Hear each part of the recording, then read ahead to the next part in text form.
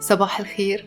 هنعمل النهاردة كيكة لذيذة جدا مختلفة جدا اسمها اوشن كيك او كيكة المحيط.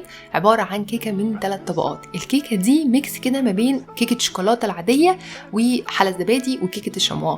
الناس اللي بيحبوا الشوكولاتة وعشاق الشوكولاتة احنا قصرنا معاهم شوية، عملنا كيكات باردة كتيرة جدا قبل كده، ولكن ما عملناش كيكة الشوكولاتة وما عملناش حلا بارد او كيكة باردة تكون بالشوكولاتة. طعم الكيكة دي مع الكريمة اللي في النص مع الطبقة اللي فوق حاجة كده تجنن، مفيش منها. بس قبل ما نبتدي الفيديو، لو اول مرة تشوفوني انا اسمي نادية، ما تنسوش تشتركوا في القناة ولايك وشير لو عجبكم الفيديو. هنبتدي بقى في الكيكة بتاعتنا. هنحتاج كوباية من الدقيق العادي، نص كوباية من الكاكاو الخام او الكاكاو الاسباني، معلقة كبيرة من النسكافيه او اي قهوة سريعة الذوبان، نص معلقة صغيرة من البيكنج باودر، ومعلقة صغيرة من البيكربوناتو. البيكربوناتو مختلف عن البيكنج باودر. البيكربوناتو اللي احنا بنحطه على الملوخية، يعني ده مختلف عن ده، فهنحتاج نص من ده ومعلقة من ده.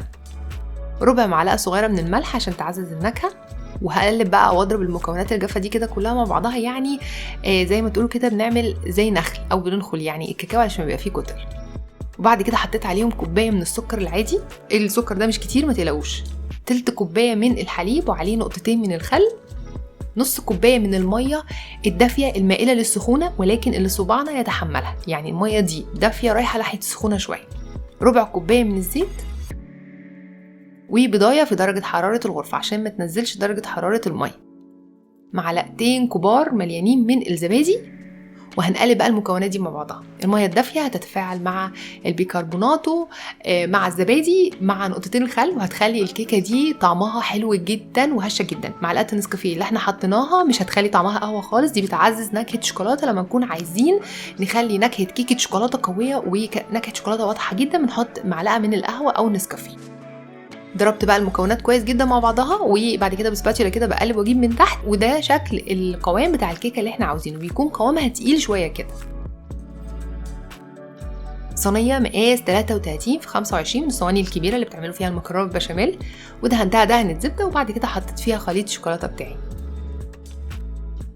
هنوزع بقى الكيكه فيها. الكيكه طبعا قوامها تقيل شويه علشان تستحمل الطبقات اللي هتحط فيها. اديت لها خبطتين كده عشان اطلع منها فقاعات الهواء، وبعد كده دخلتها فرن سخن في نص الفرن على الشبكه على درجه حراره 175 لمده من 20 دقيقه لنص ساعه، او لحد لما الخشبه تخرج نظيفه. انا مخرماها اهو بالخشب علشان اتاكد انها استوت. بصوا شايفين شكلها من فوق عامل ازاي، والوش بتاعها يعني مسامه مقفوله ومظبوطه تمام. دلوقتي بقى هنجهز الطبقة التانية. هنحتاج كوبايتين من الزبادي اللي هو الجهينة او الزبادي اللي هي العلب الصغيرة اللي بتبقى العلبة الواحدة 170 جرام، فهتحتاجوا علبتين من الزبادي دهوت. لو عايزين تزودوا الطبقة دي وتخلوها كبيرة شوية ممكن تزودوا بقى الكمية. هنحط عليهم كوباية من السكر العادي وكوباية من اللبن البودرة او اللي هو الحليب البودرة اللي هو حليب نيدو. وهنحتاج 12 مكعب من المكعبات بتاعه الجبنه. لو ما فيش مكعبات جبنه ممكن تستخدموا الجبنه اللي بالقشطه دي، اللي هي الكوبايات اللي هي بالقشطه، فده بديل لده. ولكن لو هتحطوا مكعبات الكيري خلاص تمام، الوصفه زي ما هي. لو هتحطوا الجبنه اللي بالقشطه اللي في الكوبايات يبقى تزودوا اللبن البودره لربع كوبايه كمان علشان القوام يتقل شويه، لان اللي بتبقى في الكوبايات بيبقى شويه قوامها سايب عن المكعبات. ده القوام اللي احنا عايزينه. طبعا في الخلاط او في الفود بروسيسور مش تفرق، يعني المهم انتوا تضربوا الخليط ده مع بعضه. وبعد كده هحط الطبقه دي فوق كيكه الشوكولاته بتاعتي. بصوا لو تلاحظوا الطبقه دي مختلفه شويه عن حلا الزبادي. حلا الزبادي كان سايب عن كده، لكن دي الطبقه دي متماسكه وقويه وقوامها تقيل فمختلفه شويه. فردتها على الصينيه بقى على قد ما اقدر كده، هي مش هتفرق كده كده هحط فيها طبقه تانية. وبعد كده بقى هندخلها تحت الشواية لمدة 10 دقايق، شواية فقط مش فرن ولا حاجة، لأنه الكيكة اللي تحت مستوية فاحنا مش هنولع الفرن. هنحطها بس تحت الشواية 10 دقايق بحيث انها تجمد وتمسك نفسها، وبعد كده هنسيبها علشان تهدى وتبرد تماما. هنجهز بقى الطبقة الثالثة. هنحتاج ظرف أو عبوة من الكريم كراميل، وهنحط عليهم 3 معالق كبيرة من الحليب البودرة. الوصفة دي على فكرة معتمدة على اللبن البودرة أو الحليب البودرة، نكهته فيها حلوة جدا.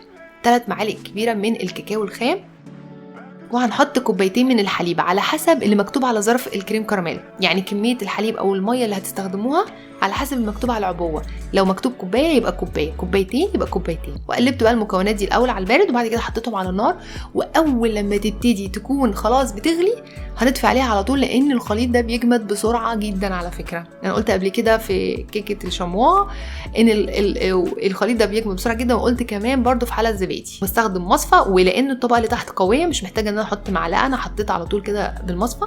بس طبعا حصلت مشكله انه علشان كنت مستعجله فحصل رغاوي كده وشويه فقاقيع اللي انتوا شايفينها دي، وللاسف كنت بحاول اشيلها. بس بصوا شايفين بيجمد بسرعه ازاي، وانس ان انا بحط المعلقه فيه، المعلقه نفسها سقعيتها بتخليه يجمد، لانه طبقه الكريم كراميل دي بتجمد بسرعه جدا. فاضطريت ان انا ادخلها التلاجة زي ما هي كده، واسيبها بقى تجمد وتمسك نفسها خالص، وهغطيها بطبقه من الشوكولاته المبشوره. اذا انتوا عملتوها وظبطت معاكم من غير ما يحصل رغاوي او فقاعات، تمام. طبعا ده بسبب اللبن او الحليب، والحليب بودره عملت شويه رغاوي وفقاعات كده. المهم ان انا زينتها بشوكولاته مبشوره، كان شكلها جميل زي ما انتوا شايفين كده، وقطعتها تتقطع مربعات كده، حجمها اكبر شويه من حجم المربعات اللي احنا عملناها في حاله الزبادي.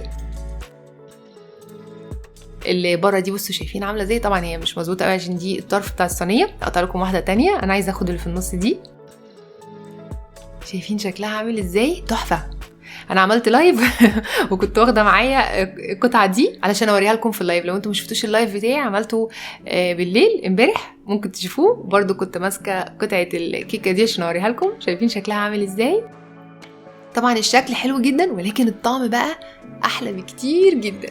يعني الكومبينيشن ما بين الشوكولاته والكريمه اللي في النص اللي هي فيها طعم الجبنه، طبعا اللي هي عامله زي تشيز كيك كده شويه بس على اخف، وطبقه الكريم كراميل اللي فوق اللي فيها لبن بودره وفيها كاكاو، يعني يجننوا. عشاق الشوكولاته هيتبسطوا جدا من الفيديو ده. وبس كده، اتمنى ان الفيديو يكون عجبكم. ما تنسوش تجربوا الوصفه وتقولي رايكم فيها، ونزلوا تطبيقاتكم على الجروب بتاعي على الفيسبوك، واشوفكم ان شاء الله المره الجايه في فيديو جديد.